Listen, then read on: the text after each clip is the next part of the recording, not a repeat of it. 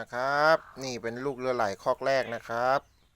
บวกกับแม่ชั้นพัฒนาของทางซุ้มนะครับนะครับไข่11ใบนะครับตอนนี้ออกมาแล้วนะครับ9ใบนะครับก็เป็น9ตัวแล้วนะครับอีก2ใบนี้